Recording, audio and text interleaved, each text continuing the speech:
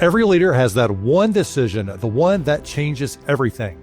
But what happens when that one call costs your company millions? I started at Amazon literally my first week. I'm leading a huge building, 6,000 people, and there's an ice storm coming in. I shut down this building for 2 days. The ice storm did not hit us. It was rain, and it costs millions of dollars to Amazon. That was Rob Hahn, now the Chief Operating Officer over at Pattern, which recently completed a multi-billion-dollar IPO and helps global brands win online. And that mistake completely reshaped how he leads under pressure. It's a very frequent thing I say to my teams that has been for the last over a decade since this happened, was that there's tons of numbers between 0 and 100. With the ability to not back myself into a corner, how do we get as close to the right number as possible? And that shift from quick decisions to intentional impact defines Rob's entire approach to leadership today, because now when he leads thousands across the globe, he's driven by one rule every leader should remember. We don't build interesting things, we build impactful things. Especially in the technology space with all the hype on AI, we want to impact a consumer process, the bottom line. And in this episode of Lead the Team, you'll learn how to lead when the stakes are sky high, how to turn failure into clarity, build trust under pressure, and create teams that focus less on what's shiny and more on what matters.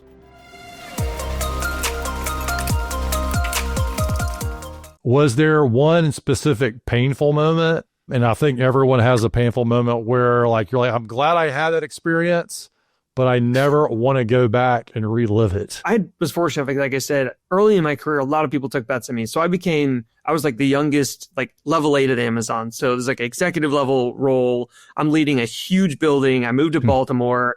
How old were you at that time? 26. It's literally my first week. And there's an ice storm coming in to Baltimore. And so everyone's freaking out about this. And they're like, I think we need to shut down the building. And the interesting thing about this building is they had the highest percentage of people that bust in, that because it was the most urban of any of our fulfillment centers at Amazon at the time. And so they were like, the bus system's probably going to shut down. And so there's this ice storm. And so I'm in my first week in this new role, eyes all on me. I'm sitting here I have to make this decision to shut down. Now, this is no small task. Communicating it, figuring it out, doing this is obviously a really big deal and a really big role. And my first thing I did, I shut down this building for 2 days. I pre-shut it down. And so I sent, 6,000 people or whatever number it was, didn't come to work. And it costs millions of dollars to Amazon, millions and millions of dollars. Cancel customer orders, the worst thing that you can possibly do. But it's hey, it's for the safety of my associates. It's the number one thing. My job is the safety of my team in that fulfillment center. The ice storm did not hit us at all. It was rain. And so I literally lost the company millions of dollars because I made some choices well ahead of when I needed to. And maybe the lesson learned here was how do I trust my team on what they're telling me, but also make decisions in smaller increments? How do you buy yourself a little more time, especially as an operator? I made a preemptive decision that I could have waited on. So how do you wait to the last responsible moment to make that decision? I didn't blame it on anybody else. I didn't blame it on something else. I just said, hey, I screwed that up. I think here's what I've learned. Here's how I would change it in the future. And I was like, hey, I'm going to keep moving forward. I took a big bet because I thought with the decision in front of me, that was the right call. And that was not the first wrong decision. I made, that's the best part about being a big leader early in my career. I made tons of mistakes. I created so many problems. And the reality is navigating those and understanding how to identify them, fix them, and then not repeat them, I think is key. And I think that's where I got the grace. Was I didn't repeat it. I learned from that lesson for sure. Amazon rewarded bold moves. Our job is to find out, is this one a 0 or 1? Is this a 0 or 100? Probably not. The vast majority are not. How do we get as close to the right number as possible? What kind of guidance do you give them when you're leading so many people so they can make decisions on their own and not sink the ship in making those?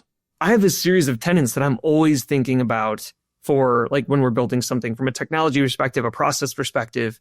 One of those is we don't build interesting things, we build impactful things. And one of those, it's like a backboard to throw up against. And especially in the technology space with all the hype on AI and all the hype on all of these things. Like doing things just to do things is actually not valuable. It can be. Some of the things that are impactful are also interesting, but we are not out here just to build interesting things. We want to impact a consumer. We want to impact a process. We want to impact the bottom line, whatever that might be. And that's how like that backboard allows us to be able to have a framework. Like what's an example of some brutal feedback you had to deliver at Amazon? Here's the problem. When you're that big of a company, you get so many people into one room and one building and one company. You're going to have great leaders and you're going to have really bad leaders. There's no way to get around it. There's too many people in one place. And so, I mean, I can think of one where I was getting like, this is probably the first few months of my time at Amazon. I'm getting screamed at, like on the floor in front of associates. My boss is just yelling at me. And I'm like, I don't understand what's happening right now. I'm like 22 years old. I'm leading a team of like 250 people, which should be illegal, by the way. Like, insane. That's a lot. Like, Yes. I had no idea what I was doing. And like, we had a bad shift. Like we ran a bad shift. And like literally my manager like threw a water bottle through the wall. And I was like, what just happened? Because you had a bad shift, you started throwing stuff, or she? Yeah, I was like, what an environment. I think the lesson that I learned over time was like, I got feedback that like I became a hammer. It was just like, if I see a nail, like I'm going to smoke it. Right. And like, I became this like crazy good executor, but I would kind of just like, hey, I'm going to run through the wall. And if you can keep up with me, fantastic, but I'm not going to bring you with me. Like, I'm going to surround myself with people that can only run as fast as me. And if you can't, like literally you don't have a home here. Something that will stick through me forever. And that is know your people and know your process in that order. You became the culture that you were like, that's how you would succeed in that environment. But then how over time, even with my time at Amazon, as I started going, I was like, okay, I can actually be direct. I can be impactful, but I don't have to be a jerk. I can be like, you're not doing what you need to do. And I can be like, you are garbage. There's a huge difference between the two things. I had to kind of unlearn and rethink about interacting with people is what is like the Rob way of being direct? How do I make sure I'm not hurting people while I'm holding accountability? I was working in warehouse environment and then I started working with developers and product people. You can imagine that like I initially was like beating the hell out of of developer. Get it done now, develop the new program now. And they don't go with that too well. No, so it's a totally different thing. And so leading differently in those environments, I really had to rethink the way, and honestly, it's been such a nice journey for me because where I've landed is so much more genuinely me. I feel like it's been, and I'm still learning, I'm still making mistakes. I probably will forever. That's part of the human condition, I think. But it's been quite the challenge for me to understand, like, how do I make sure that I'm not just a hammer chasing nails and make sure that I'm actually meeting my team where they are, and me being effective for them is actually my job. Again, I'm a professional leader. My job is actually to lead the team. It's not to do a task.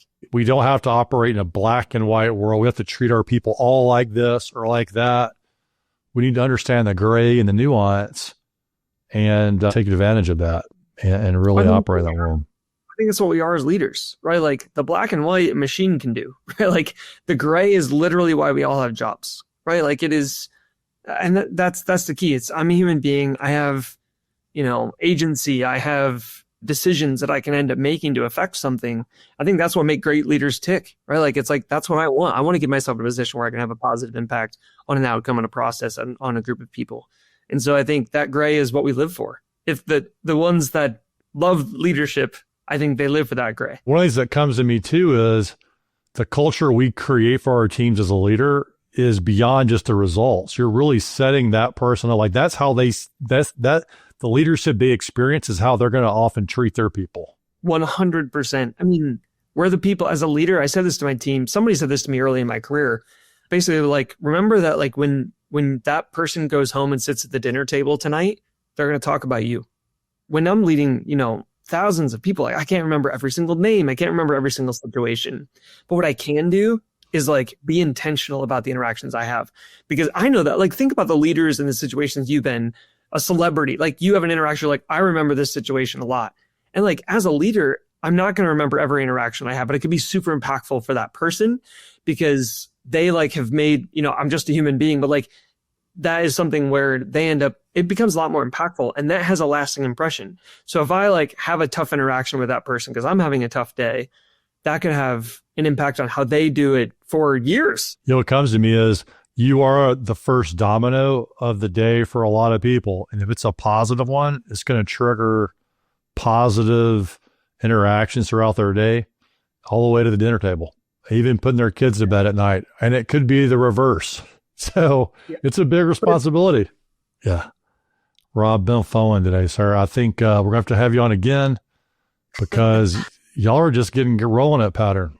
I mean, it's really, and your leadership's going to keep evolving as this world we live in keeps changing. So can't wait to see what y'all do next. Well, thank you very much.